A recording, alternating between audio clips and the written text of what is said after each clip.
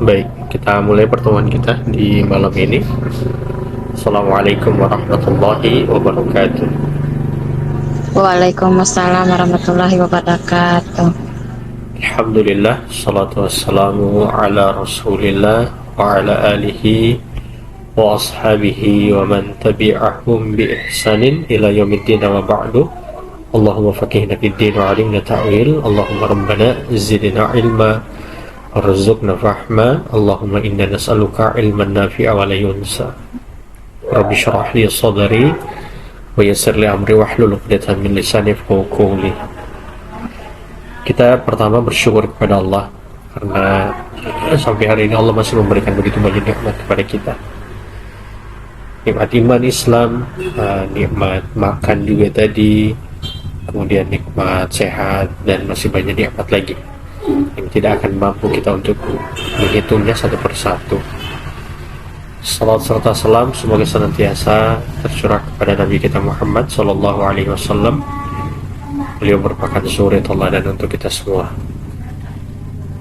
Pada malam hari ini kita akan melanjutkan tadabbur kita yang sudah masuk di ayat ke-170 surah An-Nisa. Silakan admin dibagikan suratnya.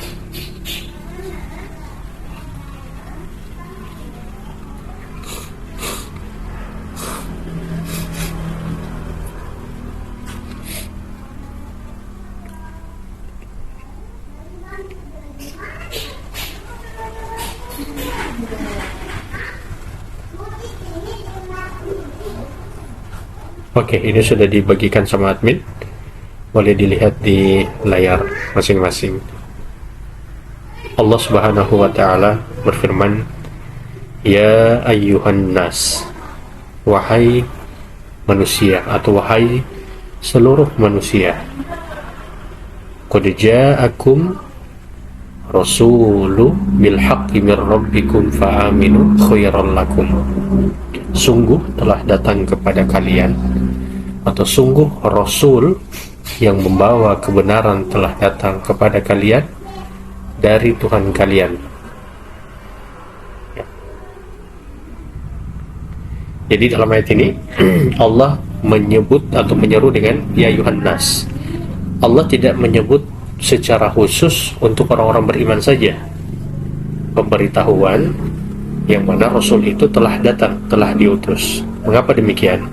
Karena Nabi Muhammad itu dia diutus bukan hanya untuk kaum muslimin saja, tapi juga diutus bagi umat-umat yang lain. Maksudnya umat yang lain di sini karena mereka memang melakukan perbuatan-perbuatan syirik atau memiliki akidah-akidah yang berbeda daripada akidah kita. Jadi tidak boleh hanya dikatakan Nabi Muhammad ini khusus Rasul bagi kaum muslimin saja, tidak, tapi semuanya, mau kalangan Nasrani, mau kalangan Yahudi, mau kalangan Hindu, mau kalangan Buddha, mereka harus menyadari bahwa Rasul ini, Nabi Muhammad ini adalah Rasul untuk mereka. Kalau disebut Rasul untuk mereka, lalu kemudian Allah katakan dalam ayat ini dia membawa kebenaran, maka ada perintah kepada semuanya untuk mengikuti Rasul dan mengikuti apa yang dibawa oleh Rasul itu. Jadi tidak boleh mereka mengatakan, oke, kami Hindu dan kami mengakui Muhammad itu sebagai Rasul. Tidak seperti itu cara pengakuan ataupun cara mengikuti Nabi. Ya, jadi cara untuk mengakui dan mengikuti Nabi itu dengan sepenuhnya mempelajari dan mengikuti apa yang dibawa oleh Nabi Shallallahu Alaihi Wasallam. Jadi kalau orang-orang Buddha, karena agama mereka atau akidah mereka tidak sesuai dengan Al-Quran dan hadis yang dibawa oleh Nabi Muhammad, maka mereka harus meninggalkan semua itu. Dan ini bukan hanya berlaku bagi mereka yang di luar dari agama kita, tapi juga yang berada di agama kita sendiri, kaum muslimin. Yang kita dapati ternyata banyak kaum muslimin yang memiliki akidah yang berbeda daripada daripada akidah yang ada di dalam Al-Quran maupun hadis terkait masalah syariat, terkait masalah ibadah. Ternyata banyak orang-orang yang memiliki kepercayaan ataupun pelaksanaan ritual ibadah yang tidak sesuai dengan apa yang diajarkan oleh Nabi di dalam Al-Quran dan hadis. Kalau tidak sesuai, berarti harus ditinggalkan semua hal itu. Begitu. Nanti kalau sudah ditinggalkan semua itu, kita baru menjadi orang-orang yang benar dalam beriman kepada Rasul dan mengikuti Rasulullah Shallallahu Alaihi Wasallam. Seperti itu. Begitu ya. Oke, jadi tidak boleh juga kalau kita mengatakan kita itu mengikuti Rasul. Bukan tidak boleh mengatakan, maksudnya adalah tidak hanya sekedar kita mengatakan kita mengikuti Rasul saja, lalu kita dianggap orang yang beriman kepada Rasul. Tidak seperti itu. Karena kita harus tahu bagaimana cara mengikuti Rasul, dan caranya itu harus kita tahu dan harus kita pelajari dari Al-Quran dan hadis. Makanya ayat pertama yang Allah turunkan kepada Nabi itu Iqra. Makna Iqra itu bukan sekedar kita membaca, misalnya kita baca atau setiap hari kita membaca tilawah Al-Quran atau menilawah Al-Quran kan, ya ayuhan nasu qad ja'akumur rasulu bil haqqi min rabbikum fa'aminu khairan lakum wa in takfuru fa inna lillahi ma fis samawati wal ard wa kana Allahu aliman hakima. Misalnya seperti itu. Atau dalam sehari kita bisa menghabiskan 1 lembar 2 lembar, itu bagus, karena memang Nabi menyebutkan kalau kita membaca ayat Al-Quran itu kita akan dibalas oleh Allah dengan setiap satu hurufnya itu 10 pahala. Bahkan orang yang lancar membaca ayat Al-Quran itu, dia bersama dengan para malaikat. Yang terbata-bata, dia mendapatkan 2 pahala. Kan seperti itu. Tapi makna Iqra dalam ayat ini bukan hanya sekedar kita tilawah saja. Tapi makna dari Iqra itu adalah kita itu merenungi.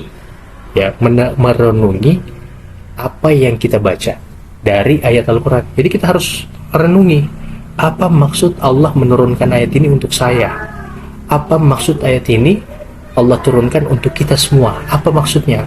Jadi seperti itu, kita harus bertanya, ini ayat untuk saya kenapa? Apa yang Allah perintahkan? Mengapa kita harus bertanya seperti itu? Karena Al-Quran ini adalah kitab sucinya kita, petunjuk bagi kita. Jadi penting untuk kita pahami sehingga kita bisa mendapatkan petunjuk dan kita bisa menjadi orang-orang yang selamat. Gitu ya. Makanya mentadaburi Al-Quran ataupun merenungi ayat Al-Quran itu menjadi wajib agar kita memahami dengan baik dan benar apa yang Allah inginkan kepada kita. Ya Allah, apa yang Allah inginkan untuk kita. Kemudian berikut. Gitu ya. Jadi di sini Allah menyebutkan bahwa Rasul itu membawa kebenaran. Rasul tidak membawa sesuatu yang keliru, tapi Rasul itu membawa kebenaran. Maka jangan dibuat main-main saja Quran ini. Jangan hanya sekedar memang ada perintah untuk membaca Al-Quran dan harus diperindah dalam membacanya, tapi jangan sampai berlebihan. Maksudnya berlebihan itu adalah kita hanya fokus pada memperindah bacaan kita, tapi kita tidak fokus dari apa yang Allah inginkan untuk kita dari isi ayat Al-Quran itu. Begitu ya. Kemudian Allah katakan fa'aminu khairan lakum. Maka Allah kemudian memberikan perintah, ini merupakan fi'il amr ya. Maka berimanlah kalian, maka berimanlah kepadanya. Itu beriman kepada Rasul dan kepada Al-Quran. Jadi kalau sudah beriman kepada Rasul, tentu beriman kepada Al-Quran. Atau ketika disebut beriman kepada Al-Quran, itu juga sudah masuk beriman kepada Rasulullah Sallallahu Alaihi Wasallam. Jadi kalau semua umat Islam hari ini ditanya apakah mereka itu beriman kepada Al-Quran dan hadis ataupun beriman kepada Rasulullah Sallallahu Alaihi Wasallam, maka mereka semuanya atau kita semuanya mengatakan bahwa kita beriman kepada Rasul dan kita beriman kepada Al-Quran dan hadis. Tapi apakah sudah sesuai? Maksudnya sudah sesuai itu, benar tidak kita beriman dengan Al-Quran itu? Kalau hanya sekedar di lisan kita mengatakan seperti itu, semua orang bisa. Bahkan, mohon maaf ya, burung beo saja atau burung kakatua, ya, burung kakatua itu diajarkan kalimat dia beriman kepada Al-Quran, itu dia akan mudah untuk mengucapkan itu.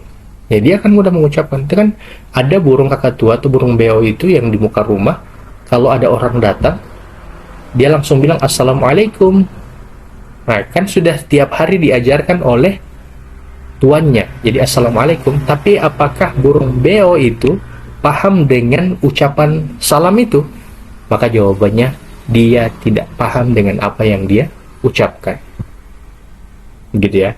Jadi yang diinginkan dari kita oleh Allah dalam ayat ini, atau di banyak ayat, kita benar-benar beriman dan kita merenungi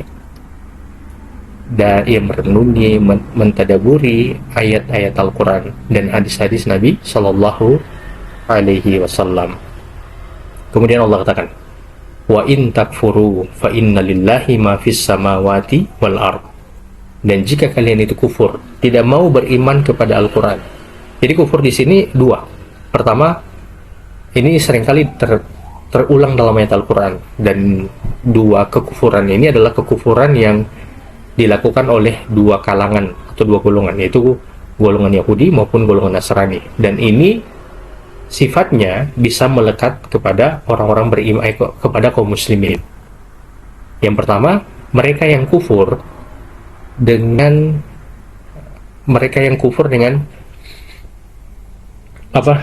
makdu, ya, mereka kufur, mereka tahu kebenaran tapi kemudian mereka itu tidak mau mengikuti kebenaran itu, ya, mereka tahu kebenaran tapi mereka tidak mau mengikuti kebenaran tersebut, mungkin karena masalah dunia ataupun mungkin karena masalah dunia ini kan banyak jenisnya. Ada yang karena masalah uang, ada yang karena masalah jabatan, ya beberapa hal yang kayak apa yang saya sebutkan tadi itu kan dia kayak kulit saja. Jadi jabatan itu kulit, uang itu kulit, paras itu juga itu kulit, ya, semuanya kulit. Dunia itu adalah kulit. Yang sangat dikhawatirkan adalah ketika seseorang terlalu mengagungkan kulit ini, ya, terlalu mengagungkan kulit ini.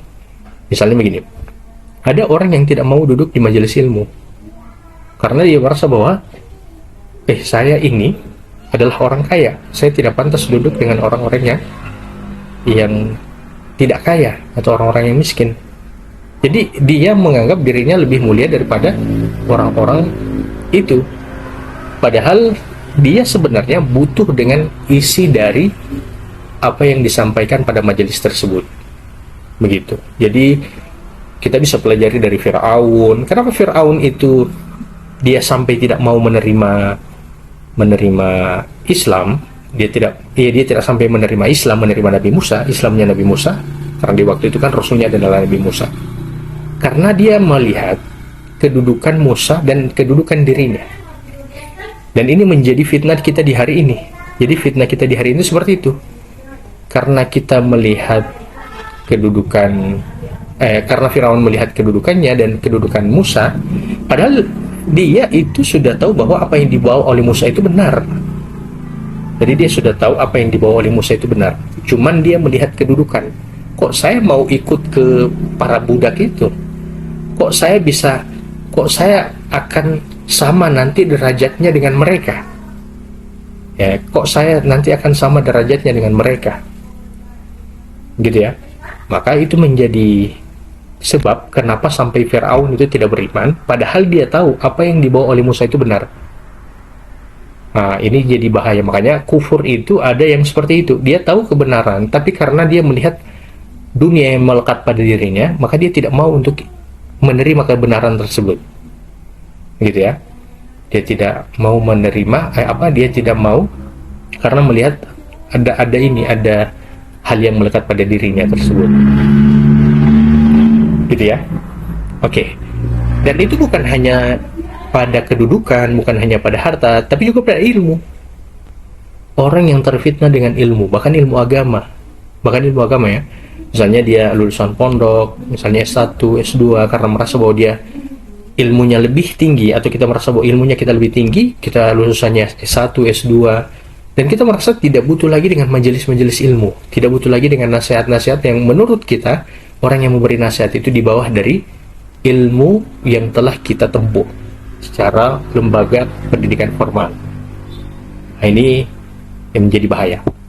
Oke, kemudian yang ketiga, ada kekufuran yang ini kan dua contoh saya sudah sebutkan tadi tentang Fir'aun, kemudian tentang ilmu. Yang ketiga itu contohnya adalah ada orang yang dia sudah memperbaiki diri, sudah berhijrah, tapi kemudian dalam perjalanan waktu ternyata dia mulai futur. Jadi kefuturannya itu mulai terbiasa dengan nyanyian, yang tadinya dia terbiasa dengan ngaji, ini sudah terbiasa dengan nyanyian, musik dan seterusnya. Yang tadinya dia menutup aurat, dia mulai tidak malu-malu untuk memperkenalkan dirinya. Ya.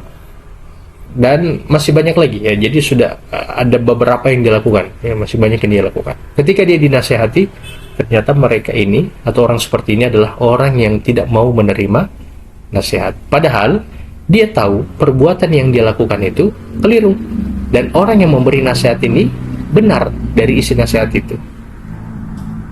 Gitu. Nah, kemudian yang kedua, kufur yang kedua itu, ini kan 1, 2, 3 tadi saya sebutkan adalah kufur yang tahu bahwa apa yang diberikan atau apa yang dia lakukan itu adalah perbuatan yang buruk. Nah, sekarang ada kekufuran yang kedua, kekufuran yang dia tidak tahu bahwa dia sedang melakukan perbuatan kufur, ya, sedang melakukan perbuatan dosa. Ini juga banyak di kalangan kaum muslimin hari ini. Dikarenakan mereka tidak memahami Al-Quran, dikarenakan mereka tidak memahami hadis Nabi Shallallahu Alaihi Wasallam, banyak orang yang terjerumus pada perbuatan dosa ini. Saya seringkali pergi ke minimarket, bukan seringkali ya, cuman beberapa kali saja ke minimarket, kemudian kan itu kalau saya beli harganya 14.800 atau 14.900. Kemudian biasa kasirnya bilang, oh ini 15.000 Pak. Nah, saya berikan peringatan, saya bilang tidak, bukan 15.000 ini 14.900. 100 itu pilihannya kasih dua, kau kasih saya tas atau kamu tawarkan saya, kasih tiga, kau tawarkan saya tas keresekan, atau kau tawarkan saya donasi, atau yang ketiga kau tawarkan kepada saya supaya Pak tidak usah ambil uangnya, bisa, soalnya kami tidak punya kembalian. Itu tidak masalah ya, tidak masalah, saya bilang seperti itu. Tapi kalau kau tidak bilang, ini sama dengan mengambil hak orang lain ya, walaupun nilainya kecil, tapi di sisi Allah ini besar. Karena kenapa? Dosa yang kecil kalau sudah kita lakukan terus menerus itu akan menjadi dosa yang besar. Begitupun kalau tidak pernah diberi peringatan, terkadang dosa itu dianggap perbuatan yang lumrah. Paling parahnya bahkan dianggap merupakan kebenaran. Itu paling parahnya, seperti itu. Kalau tidak ada lagi orang yang memberikan peringatan. Akhirnya saya bilang ke kasirnya itu, kalau kau bikin seperti itu, ini sama dengan pencurian. Saya hanya memberikan nasihat. Karena ini berat, ya, ini berat secara agama. Ini berat, walaupun secara nilainya kita merasa karena sudah terbiasa ini hal yang biasa ya, karena memang tidak ada orang yang pernah menegur itu, tidak ada orang yang memberikan masukan itu kan. Kalau kita lihat di dalam surat Al-Mutaffifin, wailul bagaimana ayat pertama Al-Mutaffifin, siapa yang bisa baca?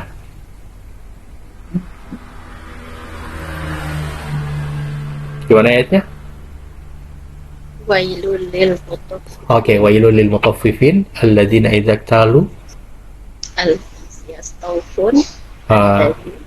Terus wa idza kalhum aw wazanuhum yukhsirun, ala yadhunnu ulaika annahum mab'utsun, kan seterusnya seperti itu. Jadi dalam ayat itu Allah menyebutkan tentang orang-orang yang curang. Bahkan di dalam di dalam ayat Al-Qur'an, dalam Al-Qur'an tentang kecurangan itu, tentang kecurangan timbangan itu, Allah sebutkan di kisahnya Nabi Syuaib. Dan mereka diberi azab. Kenapa sampai kita menganggap apa yang dilakukan oleh kasir itu adalah perbuatan yang remeh, yang kecil, Karena memang kita tidak pernah memahami bahwa di dalam Al-Quran perbuatan itu adalah perbuatan yang Allah beri azab yang besar kepada Nabi Syuaib, umatnya Nabi Syuaib, begitu. Dan itu juga disinggung di dalam surat Al-Mutaffifin itu. Begitu. Jadi kalau kita ini tidak pernah memahami Al-Quran dan hadis, kita akan menganggap satu perbuatan dosa itu adalah hal yang menurut kita kecil. Ya, hal yang menurut kita kecil, bahkan kita akan menganggap itu hal yang lumrah. Dan terkadang kalau kita memberikan peringatan kepada mereka, justru kita yang merasa malu atau segan atau takut. Bagaimana saya mau kasih peringatan ini? Bagaimana saya memberikan nasihat ke dia? Padahal yang kita lakukan ini benar. Ya kan? Padahal yang kita lakukan ini benar. Tapi terkadang kita yang ragu ataupun takut untuk memberikan peringatan. Tidak perlu takut, tidak perlu ragu untuk memberikan peringatan. Prinsipnya adalah kita memberikan peringatan yang isinya benar. Yang kedua, kita memberikan peringatan itu dengan cara yang baik. Kalau sudah kita lakukan itu dua hal tadi, kita lakukan dengan benar, yang kita sampaikan benar, kemudian yang kedua kita sampaikan dengan cara yang baik, dia mau terima, tidak mau terima, yang penting kita sudah memberikan peringatan berdasar dengan apa yang kita pahami di dalam ayat Al-Quran. Begitu ya. Oke. Itu jadi kufur itu ada dua. Kufur yang mereka itu ingkar, kemudian yang kedua adalah kufur yang mereka itu tidak tahu atas kekufuran yang mereka lakukan. Di sini Allah menyebutkan, kalau kalian itu kufur, kalau kalian itu tidak mau beriman, maka kata Allah, fa inna lillahi ma fis samawati wal ard. Allah tidak butuh dengan iman kalian. Karena kenapa? Karena Allah lah yang memiliki langit dan bumi. Artinya, yang butuh dengan keimanan kita kepada Allah, kepada Rasulnya, kepada Al-Quran, dan kita mengikuti ketaatan yang ada di dalam ayat Al-Quran itu dan hadis Nabi itu, untuk penyembahan kita kepada Allah, itu semua kembali manfaatnya kepada kita sebagai hambanya. Bahkan kalimat Allah lillahi ma fis samawati wal ard, miliknya lah apa yang ada di langit dan bumi. Kalau pakai kata li itu penghususan dia sebenarnya. Kalau li itu artinya hanya dia saja pemilik langit dan bumi, tidak pernah dia berkongsi, tidak pernah dia bersekutu atau berbagi dengan yang lain. Tidak pernah dia berkongsi atau berbagi dengan yang lain dalam masalah penyembahan ataupun penciptaan.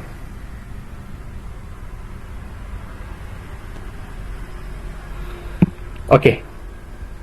Dan lillahi ma fis samawati wal ard, ini menjadi alasan kenapa kita itu hanya menyembah Allah dan kenapa kita hanya berdoa kepada Allah. Karena dia yang punya langit dan bumi, tentu kita menyembah dia. Tidak akan mungkin kita menyembah sesuatu yang tidak memberikan apapun kepada kita dan dia tidak memiliki apapun. Ya. Karena dia yang memiliki semuanya, dia yang punya semuanya, maka ini menjadi alasan kenapa kita hanya menyembah Allah. Yang kedua, karena Allah yang punya semuanya, maka tentu hanya Allah yang mampu untuk memberikan. Ini alasan juga kenapa kita hanya bisa bergantung ataupun berdoa kepada Allah Subhanahu wa Ta'ala saja. Jadi kebergantungan ini mungkin kita tidak pernah bergantung ataupun menyembah kepada agama lain, entitas lain, Tuhan-Tuhan yang lain. Tapi terkadang kita seringkali bergantung kepada diri kita sendiri, dan ini sangat bahaya. Kalau kita itu bergantung dengan diri kita, itu sangat bahaya. Kita berarti menuhankan diri kita sendiri. Bagaimana cara kita itu bergantung kepada diri kita sendiri? Tidak pernah bertawakal kepada Allah, dan yang kedua, merasa bahwa semua terjadi atas dasar diri kita. Jadi tidak pernah dia bergantung kepada Allah. Yang kedua, dia merasa semua yang terjadi semata-mata karena dirinya. Kemudian kata Allah, wa kana Allahu aliman hakimah, dan ketahuilah bahwa Allah itu dari dulu maha mengetahui lagi maha bijaksana. Jadi Allah itu maha mengetahui apa yang dilakukan oleh hamba-hambanya. Allah tahu mana orang-orang yang benar-benar beriman kepada Allah dan mana orang-orang yang mengatakan beriman tapi sebenarnya dia tidak beriman. Jadi yang saya bilang tadi, kalau kita semua mengakui bahwa kita ini beriman kepada Allah dengan lisan kita, ketahuilah Allah itu aliman. Allah tahu mana orang yang benar-benar beriman kepada Allah dan mana yang mereka tidak benar-benar beriman kepada Allah. Kemudian yang kedua, Allah sebutkan Asmaul Husnanya adalah Hakiman. Allah itu maha bijaksana. Dengan hakimnya Allah, Hakiman, dengan kebijaksanaan Allah itu, kan Allah itu tahu apa yang ada di dalam hati kita. Keimanan yang palsu, perbuatan dosa yang dilakukan terus-menerus, itu Allah tahu. Allah bisa saja langsung mengadab hamba tersebut. Tapi karena hakiman, karena hakimnya Allah itu, karena kebijaksanaan Allah itu, Allah tidak segera mengadab hambanya. Allah masih memberikan peluang kepada hambanya untuk memperbaiki diri. Begitu, Masya Allah. Ini kasih sayang Allah kepada kita, yang dimana kita setiap harinya masih banyak melakukan perbuatan dosa. Kemudian yang berikut, kita belum sempurna dalam keimanan kepada Allah, kepada Rasulnya, kepada Al-Quran, dan lain-lain. Baik, ayat ke-171.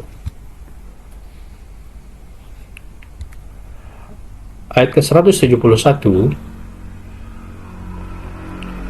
Allah menyeru kepada ahli kitab. Sebenarnya seruan ini, ya ahlal kitabi la taglu fi dinikum. Wahai ahlu kitab, janganlah kalian itu berlebih-lebihan dalam menjalankan agama kalian. Jadi jangan kalian itu berlebih-lebihan dalam menjalankan agama kalian. Ini memang khitab kepada ahli kitab, atau peringatan kepada ahli kitab. Tapi walaupun ini merupakan peringatan kepada ahli kitab, yang mungkin peringatan ini disampaikan di masa mereka masing-masing. Jadi kalau kalangan Yahudi disampaikan di masa Nabi Musa. Jadi Nabi Musa itu diberikan ayat, kemudian disampaikan kepada umatnya untuk mereka itu tidak berlebih-lebihan dalam agama mereka. Atau yang kedua, juga karena kaitan dengan ahlu kitab adalah kalangan Nasrani, bisa juga di masa dulu Allah kemudian memberikan kepada Nabi Isa itu ayat yang memberikan teguran kepada umatnya agar mereka tidak berlebih-lebihan dalam masalah agama. Apa makna berlebih-lebihan dalam masalah agama? Kata para ulama, perbuatan ataupun akidah dan amalan hari ini, orang-orang Nasrani ataupun orang-orang Yahudi itu sudah berlebihan. Berlebihannya di mana? Pertama, kalangan Nasrani berlebihan dalam masalah akidah. Mereka tidak lagi menempatkan Nabi Isa sebagai Rasul, tapi mereka sudah meninggikan Nabi Isa yang sama derajatnya dengan Allah Subhanahu wa Ta'ala. Ini sudah berlebih-lebihan dalam masalah agama. Kemudian yang kedua, berlebih-lebihannya orang-orang Yahudi dalam masalah agama adalah mereka menjadikan rohib-rohib mereka itu sebagai Tuhan. Jadi mereka menjadikan rohib-rohib mereka itu sebagai Tuhan. Sebenarnya dalam kalangan Nasrani, pendeta-pendeta mereka pun itu dijadikan sebagai Tuhan. Ada seorang datang kepada Nabi, lalu kemudian dia protes dengan satu ayat yang mengatakan bahwa orang-orang ahli kitab itu mereka menjadikan pendeta-pendeta atau rohib-rohib mereka itu sebagai Tuhan. Lalu dia mengatakan kepada Nabi begini, waktu dia menjadi Nasrani atau waktu dia masih ahli kitab, dia tidak pernah menyembah pendeta ataupun rohib-rohib itu. Lalu kemudian Allah mengatakan, bukankah mereka itu mengharamkan apa yang Allah halalkan dan mereka menghalalkan apa yang Allah haramkan? Lalu kemudian kata kata sahabat itu, benar. Lalu kemudian kata Nabi, begitulah cara kalian menyembah mereka. Begitu ya. Kalau sekarang banyak juga di kalangan kaum muslimin yang berlebih-lebihan dalam menjalankan agama. Pertama, berlebihan dalam masalah Rasul. Jadi Rasul itu sekarang sangat dikhawatirkan itu diangkat derajatnya sama dengan orang-orang Nasrani mengangkat Nabi Isa. Makanya ada orang yang mereka tidak sholat, mereka akidahnya rusak bahkan, lalu mereka menganggap jalan menuju surga itu boleh ditempuh dengan cara melalui Rasul, itu dengan mendapatkan syafaatnya. Bagaimana cara mendapatkan syafaatnya? Yaitu dengan senantiasa bersalawat kepadanya. Salawat itu memang sangat dianjurkan. Di dalam hadis itu disebutkan. Jadi siapa yang bersalawat kepadaku, kata Nabi, maka dia akan mendapatkan hal yang sama itu 10 kali dari Allah Subhanahu wa Ta'ala. ini pemahaman seperti ini, pemahaman yang dimana mereka mulai meninggikan Nabi sama dengan orang-orang Nasrani meninggikan Nabi Isa, itu karena mereka tidak memahami apa itu salawat dan seperti apa kedudukan Nabi. Jadi kan salawat itu, sebagaimana yang pernah saya juga singgung sebelumnya di beberapa pertemuan sebelumnya, itu kan isi salawat Allahumma sholli ala Muhammad wa ala ali Muhammad. Ya Allah, berikanlah salawatmu kepada Muhammad dan kepada keluarganya Muhammad. Kama shallaita ala Ibrahim wa ala ali Ibrahim, sebagaimana telah engkau berikan kepada Ibrahim dan keluarganya Ibrahim. Jadi ada ucapan Allah menunjukkan bahwa Allah itu yang tinggi. Jadi kita minta kepada Allah supaya Allah memberikan salawatnya kepada Nabi Muhammad dan kepada keluarganya. Kalau kita bersalawat kepada Nabi, maka salawat itu pun akan Allah berikan kepada kita 10 kali. Makanya di pembukaan biasanya di ceramah ataupun pidato-pidato kan ada kalimat begini: semoga salawatnya bisa sampai kepada istrinya yang suci, kepada para sahabatnya, dan semoga salawat ini bisa sampai juga kepada kita semua. Jadi begitu. Jadi yang memberikan salawat itu kembali adalah Allah. Ya, ada orang yang sampai salah ya dalam memahami kalau ingin beli sesuatu salawat ketika melihat barang itu. Oke. Dengan pengamalan itu, wallahu alam ya. Tapi kalau ada sampai pemahaman begini, dengan salawat itu pemberian terjadi dikarenakan Nabi, itu bisa jadi bahaya. Ya, jadi akan bergeser lama-lama, orang akan memiliki keyakinan yang berbeda terhadap Nabi Muhammad, bukan lagi sebagai Rasul, tapi akan menjadi penentu. Itu bahayanya seperti itu, gitu ya. Oke, begitu. Insya Allah ini bisa dipahami. Kemudian kalau orang-orang Yahudi itu kan mereka itu kan meremehkan Nabi Musa. Mereka meremehkan Nabi Musa. Kalau dalam Al-Quran kan begini. Kalau dalam Al-Quran atau di dalam hadis Nabi, saya mau tanya, Nabi Muhammad itu kalau dipanggil sama sahabatnya itu pakai seruan apa?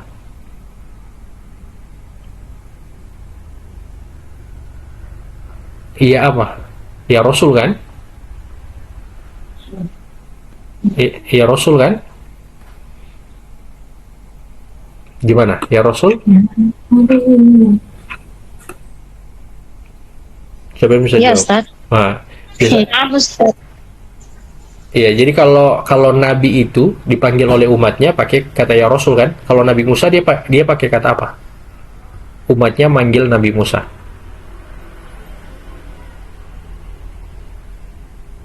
Jadi umatnya Nabi Musa kalau panggil Nabi Musa dia pakai apa? Ya Rasul? Iya, banyak.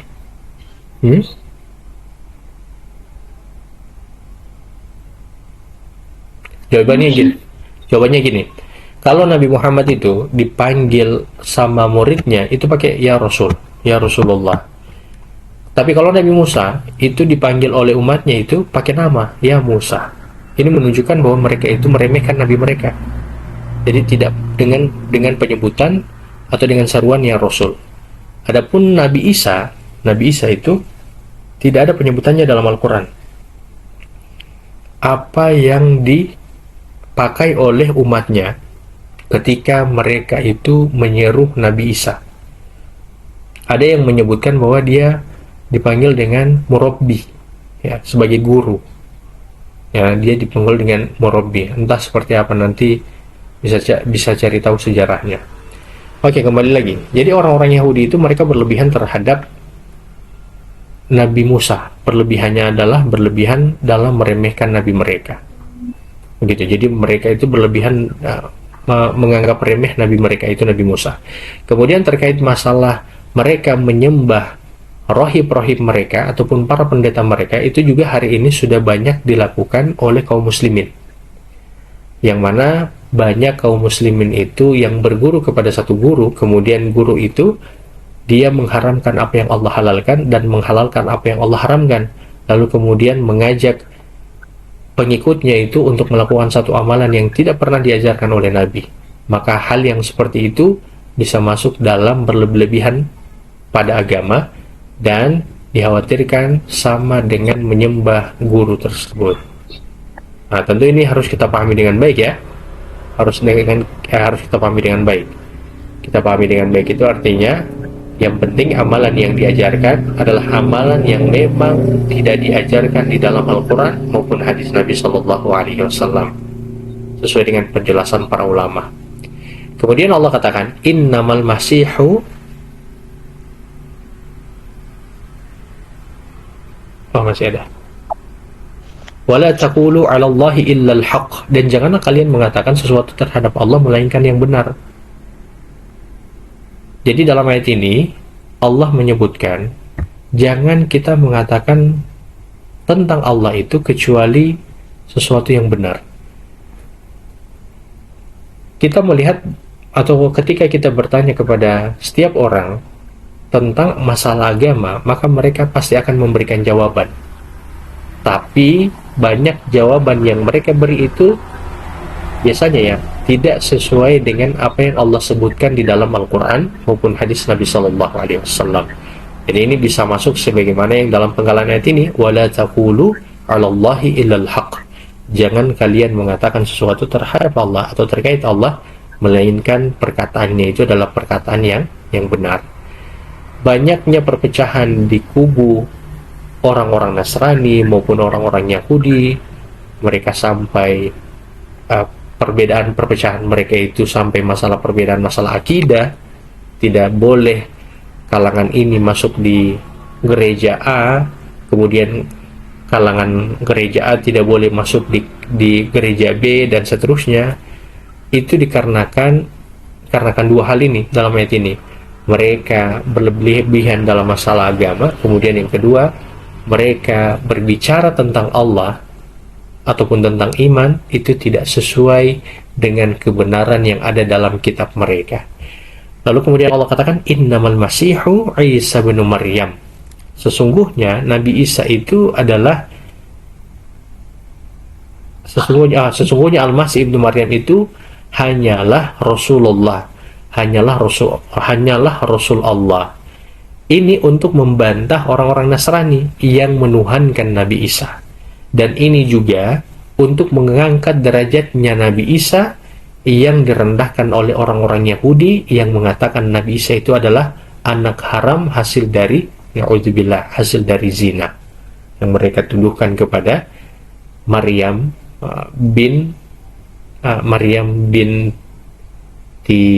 Imran. Jadi Maryam binti Imran. Kita pun harus menyadari hal ini, bahwa Rasul kita Nabi Muhammad itu adalah Rasul. Jangan sampai kita mengangkatnya sama derajatnya dengan Allah Subhanahu wa Ta'ala. Kemudian Allah katakan dalam ayat ini, Nabi Isa itu adalah wa kalimatu. Nabi Isa itu adalah kalimatnya Allah Subhanahu wa Ta'ala. Apa makna kalimat? Jadi kalimat di sini sebenarnya adalah hal yang disalahpahami oleh orang-orang Nasrani. Ya, dia itu firman Allah, kan begitu kan? Dia itu firman Tuhan. Yesus adalah firman Tuhan. Kan mereka mengatakan begitu. Kenapa sampai mereka mengatakan Yesus itu firman Tuhan? Yang sebenarnya kalau dalam ayat Al-Quran ini sama juga. Allah menyebutkan bahwa Nabi Isa itu adalah kalimatuh, perkataannya Allah. Tapi apa makna dengan firman Allah atau kalimatuh ini? Maknanya adalah Nabi Isa itu dijadikan dengan kun fayakun. Dengan bukan Allah menciptakan sesuatu dengan ucapan kun fayakun ya, tapi untuk menyederhanakan kepada kita bahwa Allah itu mudah untuk melakukan segala sesuatu. Dan cara Allah menyampaikan itu mukjizat Allah ketika menciptakan Nabi Isa itu dengan kata kun fayakun. Jadi, maka jadilah. Ada oknum yang dengan kun fayakun ini dia itu salah dalam memahami, sehingga kalau dia meruqyah itu dia meruqyah dengan kata kun fayakun ini. Ini keliru yang seperti ini. Kemudian yang kedua, Ada juga yang menyebutkan wa kalimatuh, ini kalimatnya Allah itu tertuju kepada Nabi Isa ini karena memang Nabi Isa ini adalah berita gembira, kan kalimat itu adalah berita juga, berita gembira dari Allah Subhanahu wa taala. Ini disebutkan di dalam surat Al-Imran ayat yang 45. Idz qalatil malaikatu ya Maryamu.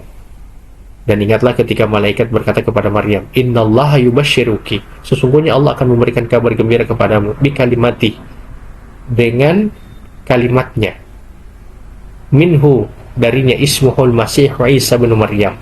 Jadi sesungguhnya Allah menggembirakanmu dengan kelahiran seorang anak, yaitu Isa bin Maryam. Jadi makna kalimat di sini adalah berita gembira. Nah, kemudian yang ketiga, ada juga pendapat yang menyebutkan kalimat di sini adalah ayat atau tanda. Karena Nabi Isa itu diantara tanda-tanda kekuasaan Allah, mukjizatnya Allah. Dia bisa lahir tanpa seorang ayah, begitu. Kemudian Allah katakan alqaha ila Maryam, yang telah disampaikan kepada Maryam, atau yang telah disampaikannya kepada Maryam. Jadi dengan firman Allah yang entah dengan kalimat itu, dengan bukti atau mukjizatnya itu, Allah kemudian memasukkan ruh ke dalam perutnya Maryam, ruh ke dalam perutnya Maryam. Sebenarnya kita semua ini ada ruhnya. Sebenarnya kita ini semuanya ini ada ruhnya. Cuman untuk untuk Nabi Isa ini Allah jelaskan lebih terperinci karena memang penciptaan Nabi Isa ini dia agak berbeda dari penciptaan manusia pada umumnya. Makanya dalam ayat ini Allah sampai menyebutkan juga alqaha ila Maryam, itu yang mana Allah kemudian mencampakkan, memasukkan ruh ke dalam tubuhnya Maryam, yang dengan itu akan lahir Nabi Isa. Waruhum minhu, dan itu waruhum minhu adalah ruh dari Allah Subhanahu wa ta'ala. Kemudian Allah katakan fa'aminu billahi wa rusulih, maka berimanlah kepada Allah dan Rasulnya. Jadi kembali lagi masalah iman. Jadi bukan hanya sekedar kita mengatakan kita beriman, tapi juga harus benar dalam masalah keimanan kepada Allah maupun kepada Rasul-Rasulnya. Kalau ada penyebutan wa rusulih, berarti ada perintah untuk mengimani semua para Rasul ataupun para Nabi. Tidak boleh kita menolak sebagian dan menerima sebagian, sebagaimana kalangan Nasrani maupun kalangan Yahudi. Jadi kita harus menerima semua nabi. Walaupun dalam masalah syariat di hari ini kita hanya mengikuti syariatnya Nabi Muhammad SAW. Umar pernah membawa lembaran kitab Taurat. Kemudian kata Nabi, apa yang kau bawa Umar? Umar kemudian mengatakan lembaran kitab Taurat, ingin dia baca, ingin dia pelajari. Kemudian kata Rasul, sekalipun kalaupun Nabi Musa itu lahir, maka dia akan mengikutiku. Itu kata Nabi. Jadi tidak perlu kita baca kitab-kitab yang lain kecuali kita memiliki kepentingan yang besar di situ, sebagaimana beberapa para dai untuk membantah orang-orang Nasrani maupun orang-orang Yahudi, gitu ya, sebagaimana Ahmad Dedat, Zakir Naik dan lain-lain.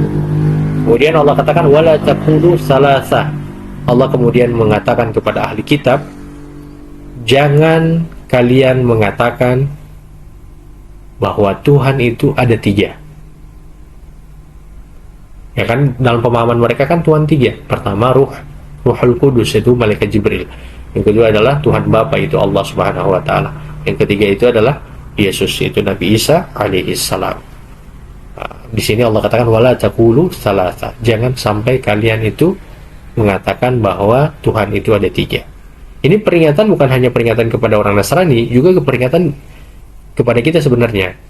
Kalau kepada kita ada orang-orang yang sampai meninggikan Nabi Muhammad sebagaimana pada penjelasan yang saya sebutkan tadi. Ya, begitu ya. Jadi penentunya tetap Allah Subhanahu wa ta'ala. Makanya dalam masalah syafaat itu sebenarnya ada tiga syaratnya. Pertama, orang yang memberi syafaat harus diizinkan oleh Allah, diberi izin oleh Allah. Yang kedua, penerima syafaat itu diberi izin oleh Allah. Yang ketiga, isi syafaatnya juga Allah ridho. Ya, Allah ridho dengan isi syafaat itu.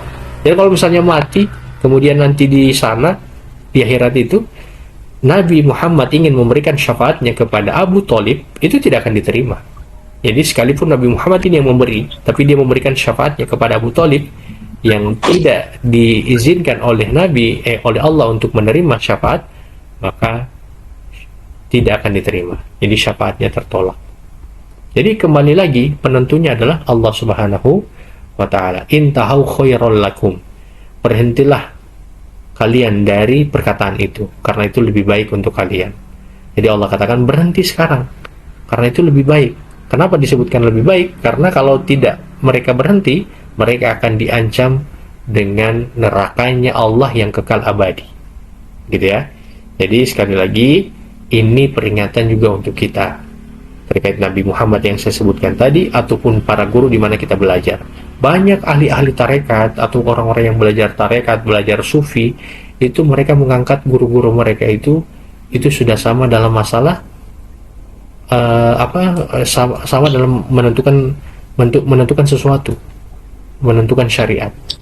Itu bahaya, sampai mereka membuat satu ritual-ritual ibadah tertentu karena katanya ini sudah tingkatan tinggi, maka harus dilakukan hal-hal ritual seperti ini. Ada yang seperti itu.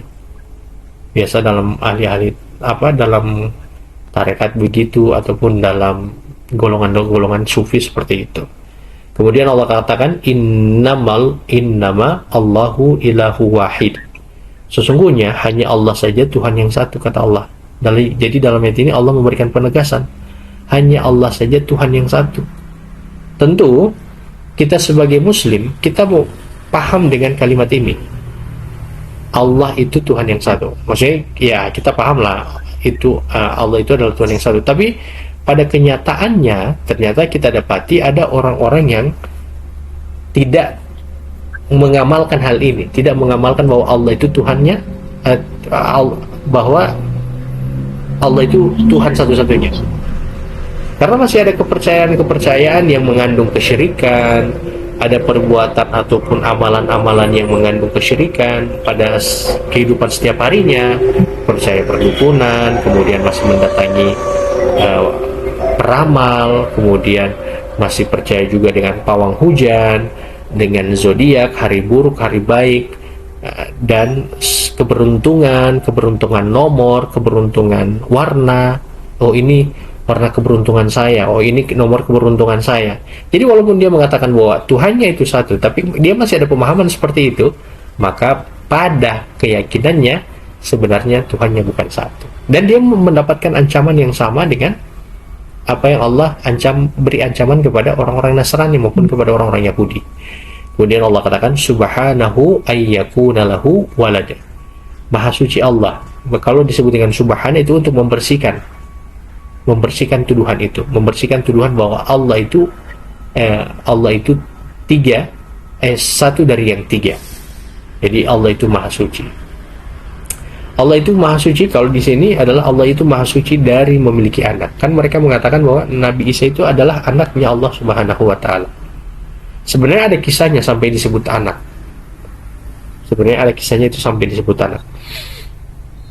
Atau ada penjelasannya itu sampai disebut anak. Tapi kembali di sini Allah sampai memberikan penegasan lagi bahwa dia tidak mempunyai anak. Kenapa? Karena kalau disebut Allah itu memerlukan anak, berarti menunjukkan bahwa Allah itu lemah. Allah itu butuh pengganti. Ya. Sedangkan Allah itu tidak butuh pembantu dan tidak butuh pengganti, karena dia itu adalah Tuhan yang kekal abadi. Tidak ada awalan untuk Allah dan tidak ada akhiran untuk Allah. Allah itu tidak ada awalannya. Beda dengan kita, kalau kita kan ditanya lahir, kita ada yang lahir 90-an, ada yang 80-an, ada yang 70-an, ada yang 60-an. Ya, tapi untuk Allah Subhanahu wa taala tidak ada awalan dan tidak akan ada akhir. Kalau kita kan ada akhir. Ada orang meninggal nanti, misalnya kita meninggal nanti, itu kan kita kan ada akhirnya. Jadi saya mikirnya gini. Enak itu kayak hidup. Ya bukan, kita terkadang mikir hidup yang enak. Ya terkadang kita itu mikir hidup yang enak. Mikir hidup yang enak itu Kita mikirnya begini, kita punya uang yang banyak, kemudian anak-anak kita itu sehat, kemudian juga kehidupan keluarga kita juga baik. Kita mikirkan begitu. Lalu kita memikirkan juga bagaimana nanti di kehidupan tua kita tinggal menikmati dan hidup dengan santai dan nyaman, bermain dengan anak cucu kita. Tapi pada kenyataannya, kita harus menyadari kita tetap akan didatangi oleh kematian. Dan sebenarnya, kematian yang datang itu lebih harus kita ambil perhatian dibanding mempersiapkan kehidupan di masa tua. Ya, tentu di kehidupan di masa tua juga tetap harus kita perhatikan. Cuman memperhatikan kehidupan di masa tua itu bukan hanya sekedar materi juga, bukan hanya sekedar materi saja, tapi juga yang harus kita perhatikan adalah bagaimana keimanan kita atau amalan-amalan yang kita lakukan ini bisa berlanjut sampai nanti kita masuk kita tua begitu. Cuman tadi saya katakan yang harus lebih kita perhatikan adalah yang harus kita lebih pikirkan adalah bagaimana nanti kita setelah mati. Bagaimana nanti kita setelah mati. Misalnya begini, kita mati nih. Lalu setelah itu apa yang terjadi? Ternyata terbukti semua dengan yang Allah sebutkan di dalam ayat Al-Quran. Nah, insya Allah ini digambarkan masing-masing di diri kita ya, bagaimana nanti ketika kita mati. Kemudian Allah katakan, karena kalau hidup terlalu panjang pun sampai 90, sampai 100 tahun, sampai 110, sampai 120, itu hanya akan memberatkan kita. Kemudian yang kedua, itu hanya akan memberatkan keluarga kita. Jadi kalau ada orang yang bercita-cita mau hidup sampai 100 tahun, itu hanya akan memberatkan dirinya. Karena kalau dia sudah sangat tua seperti itu, dia tidak lagi memiliki kemampuan untuk melakukan banyak aktivitas. Bahkan organ tubuhnya itu sudah banyak yang melemah. Ya. Yang kedua, dia hanya akan menyulitkan orang lain. Makanya mau tidak mau, kita tetap harus meninggal. Cuman pertanyaannya, kita sudah siap dengan hal itu atau tidak? Nah, kemudian Allah katakan, lahu ma fis samawati wa ma fil ard. Dan hanya untuk Allah dan kepunyaan Allah saja segala apa yang ada di langit dan apa yang di bumi. Jadi Allah berikan penegasan lagi, kalau kalian itu menyembah Trinitas, tiga Tuhan, ketahuilah pemilik semuanya itu hanya Allah saja. Jadi hanya Allah saja. Maka tidak pantas untuk menjadikan Yesus ataupun menjadikan malaikat Jibril itu sebagai Tuhan, ataupun Nabi Muhammad itu dijadikan sebagai Tuhan atau sama dengan kedudukannya Allah Subhanahu wa taala. Itu tidak pantas seperti itu. Karena hanya Allah lah pemilik langit dan bumi. Wa kafa billahi wakila. Dan cukup Allah lah yang cukup kita hanya bergantung kepada Allah Subhanahu wa taala, karena dialah yang mengurusi kehidupan dan hanya dia saja yang mampu memberikan semuanya kepada kita. Oke, ayat ke 172. Oh, agak panjang ya. Ayat 172. Allah katakan, la yastankifal masihu ayyakuna abadan lillah. Al-Masih, yaitu Nabi Isa, tidak akan pernah tidak akan pernah tidak akan pernah malu menjadi hamba Allah, dan begitu pula para malaikat. Al-Masih tidak akan pernah enggan atau malu menjadi hamba Allah.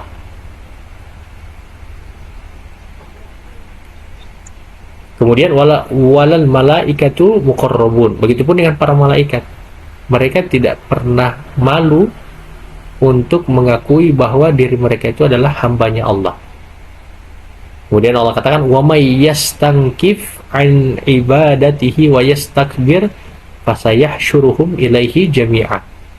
Dan siapa yang malu, enggan, tidak mau, malulah di sini, untuk menyembah Allah dan menyombongkan dirinya, maka Allah akan mengumpulkan mereka semua kepadanya. Jadi gini, orang kalau sudah merasa besar, sebagaimana Fir'aun, dia itu ada rasa malu ataupun rasa sombong. Kan kalau Fir'aun dia sombong ya, walaupun dia tahu kebenaran, tapi dia sombong. Kok saya yang sudah kedudukannya seperti ini mau ikut? Kalau saya ikut kan derajat saya bisa rendah. Saya dikumpulkan bersama dengan orang-orang seperti itu.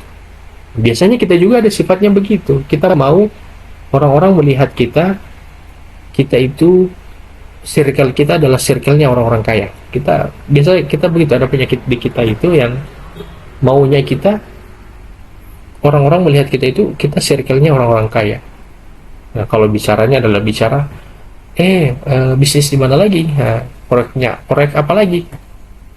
Nah, dan seterusnya. Walaupun itu tidak masalah, tapi kalau tujuan kita untuk memperdengarkan itu kepada orang lain, ya kita memperdengarkan sengaja untuk memperdengarkannya, itu bisa masuk dalam kategori yang ini, menyombongkan diri. Orang-orang sombong sebagaimana Fir'aun itu, sebagaimana juga Korun, karena dia melihat Musa kan miskin, sedangkan dia kaya. Ya, dia tidak mau untuk menjadi hamba Allah. Saya tidak selevel dengan kalian. Pokoknya begitu. Dunia itu menjadi fitnah tersendiri untuk mereka. Karena dengan dunia itu terkadang orang merasa dia lebih tinggi dari orang yang mengajak dia kepada kebenaran. Karena dia melihat orang yang mengajak kepada kebenaran ini adalah orang rendahan menurut dia dalam pandangan dia, maka dia merasa apa yang dibawa oleh orang itu nilainya rendah. Begitu. Jadi kayak misalnya ada orang yang berdakwah, dia melihat ternyata kedudukannya ini kedudukan orang-orang yang rendah. Tapi yang disampaikan ini adalah Al-Quran dan hadis. Karena dia melihat orang yang membawa ini adalah orang yang rendah dalam pandangannya, maka dia melihat apa yang dibawa oleh para da'i ini adalah hal yang rendah. Menurut dia hal yang tinggi itu hal-hal duniawi, harta, jabatan, circle pertemanan, orang-orang kaya dan seterusnya. Apalagi kalau kita di masa hari ini ya, itu banyak fitnah sebenarnya. Bikin tulisan tapi belum terbuat tulisannya. Jadi kan banyak itu di sosmed itu kan, motivasi bagaimana supaya bisa jadi kaya, bagaimana supaya bisa passive income atau kebebasan finansial dan seterusnya. Itu banyak sekali di media sosial. Dan di sini Allah katakan dia tidak malu. Jadi ada juga orang yang sampai malu. Saya nanti malu. Saya malu. Saya kan dalam pandangan seperti kan Nabi Musa kan sudah Tuhan. Kalau dia merasa dirinya Tuhan, misalnya kalau dia ini ya buruknya nih, maka saya jadi Tuhan, saya tidak maulah saya mengakui diri saya sebagai hamba, kan bisa menyombongkan diri, atau dia menjadi malu. Malu ini begini, ada orang yang sudah dikenal kaya, jadi dia membangun brand, dia membangun citranya itu di tengah-tengah masyarakat sebagai orang yang kaya. Begitu bahaya, bisa menyiksa diri itu. Akhirnya dia keluar kemanapun, mau tidak mau, dia harus memperlihatkan kepada orang lain bahwa dia itu orang kaya. Jadi kalau misalnya ada yang melekat ke dia, orang-orang fasilitas-fasilitas yang menurut dia bukan fasilitasnya orang kaya, dia bisa malu. Oh, ini baju murahan, belinya cuma di pasar, atau distro yang harganya 1.003. Oh, saya malulah pakai baju begini. Ya, saya distronya harus yang 1 juta satu baju, atau yang 2 juta satu baju. Ini baju-baju ya. Jadi ada orang-orang yang seperti itu. Nah, jadi mereka itu malu.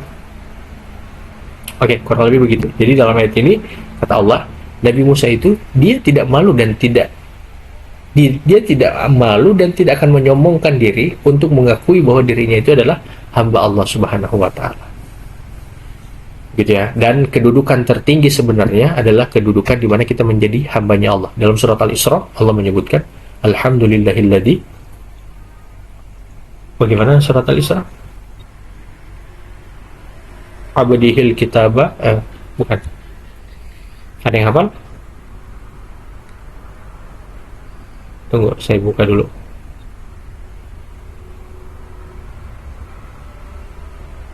Subhanalladzi asra bi 'abdihi lailan minal masjidil harami ilal masjidil aqsa.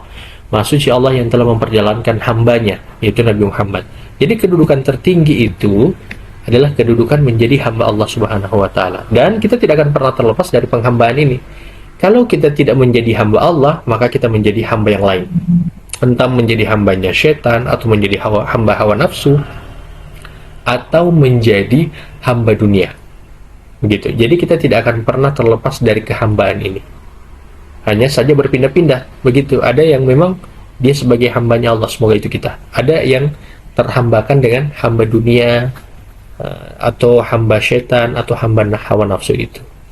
Lalu di sini kan Allah katakan, maka Allah akan mengumpulkan mereka semuanya. Jadi Allah akan mengumpulkan orang-orang yang sombong itu. Allah akan mengumpulkan orang-orang yang malu itu. Atau juga bisa dipahami, Allah akan mengumpulkan kita semuanya, lalu kemudian Allah akan bertanya, apa alasan kalian menyombongkan diri dari menjadi hamba Allah Subhanahu wa ta'ala? Mungkin begitu pertemuan kita di malam hari ini. Kalau ada yang ingin ditanya, silakan. Wabillahi taufiq wal hidayah. Assalamualaikum warahmatullahi wabarakatuh. Waalaikumsalam warahmatullahi wabarakatuh. Ya Ustadz, Afwan, yang ayat terakhir tentang sombong tuh Ustadz, apakah membanggakan diri itu termasuk menyombongkan diri kah Ustadz? Syukran Ustadz. Tergantung membanggakan dirinya seperti apa kalimatnya. Misal bangga terhadap hafalan Quran anak gitu, sedangkan ibunya belum nggak hafal belum hafal Quran gitu, sedangkan anaknya sudah hafal 5 juz misal gitu Ustaz. Syukur Ustaz. Insya Allah tidak. Jadi insya Allah tidak masuk menyombongkan diri selama dia tidak merasa lebih baik daripada yang lain atau merendahkan orang lain. Begitu. Cuman nanti diberi tambahan saja, kalau anak-anak sudah bisa menghafal ayat Al-Quran, tentu menjadi kebanggaan ya bagi orang tua, dan ini menjadi motivasi bagi orang tua juga, supaya orang tua itu belajar agama, sedikit-sedikit menghafal, kemudian sedikit-sedikit mentadaburi apa yang dihafal itu. Begitu. Wallahu a'lam. Ada lagi?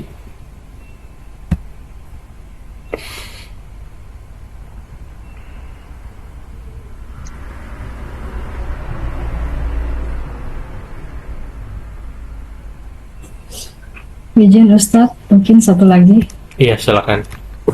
Iya, terima kasih Ustadz. Mungkin kita sedikit ke ayat 171 Ustadz. Pertanyaan saya mungkin bagaimana kita bisa menjaga atau bersikap untuk tetap seimbang antara cinta kita kepada Nabi atau para ulama dengan keteguhan kita dalam ketauhidan ini Ustaz. Tauhid kita kepada Allah Subhanahu wa taala. Kira-kira seperti itu pertanyaannya Ustaz. Terima kasih. Iya, jadi gini. Cara beriman atau cara mencintai Nabi dan cara mencintai para ulama itu telah disebutkan di dalam Al-Quran dan hadis juga. Seperti itu. Jadi kembali lagi, kita harus memahami Al-Quran dan hadis supaya kita memahami bagaimana cara memberikan kedudukan kepada Nabi dan juga kepada para ulama ini. Singkatnya begini, kalau Nabi, kita menjadikan dia sebagai pemimpin atau kita menjadikan dia sebagai imam. Jadi dia adalah pemimpin atau sebagai imam kita. Itu para nabi. Para nabi terutamanya Rasul.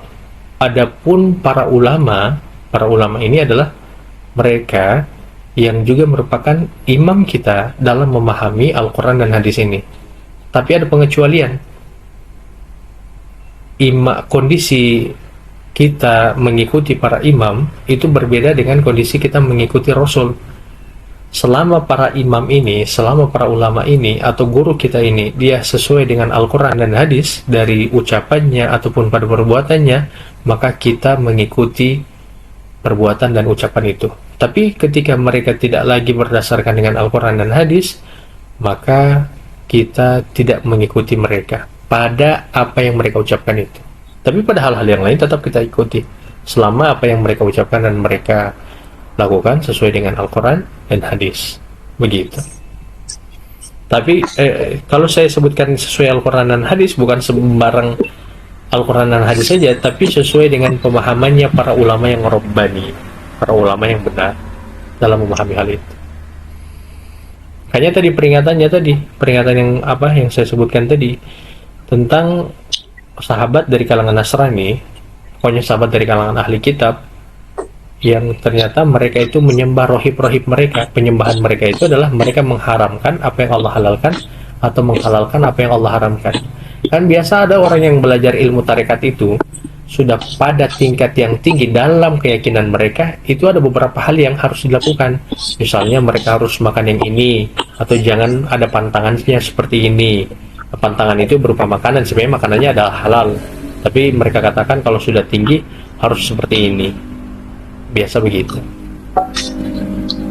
Begitu ya. Jadi kalau Nabi Muhammad, ya kita belajar dalam Al-Quran seperti apa kita beriman kepada Nabi. Beliau sebagai Rasul adalah imam kita. Kita mengikuti dan beriman dengan apa yang beliau ucapkan, apa yang beliau lakukan, dan apa yang beliau setujui dari perbuatannya para sahabat. Begitu. Tapi tidak boleh kita memberikan kedudukan Nabi itu, menempatkan kedudukan Nabi itu sama dengan kedudukan Allah. Kita meminta kepada Nabi, kita kemudian menyembah Nabi, kita bertawakal kepada Nabi, kita bersumpah atas nama Nabi, itu semuanya tidak boleh. Begitu. Wallahu a'lam.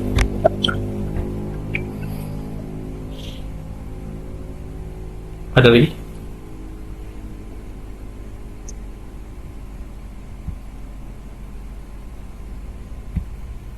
Baik, kalau sudah tidak ada, kita tutup ya dengan doa kafaratul majelis. Subhanakallahumma bihamdik, asyhadu an la ilaha illa anta, astaghfiruka wa atubu ilaik. Assalamualaikum warahmatullahi wabarakatuh. Terima kasih semuanya atas perhatiannya. Waalaikumsalam warahmatullahi wabarakatuh. Waalaikumsalam warahmatullahi wabarakatuh.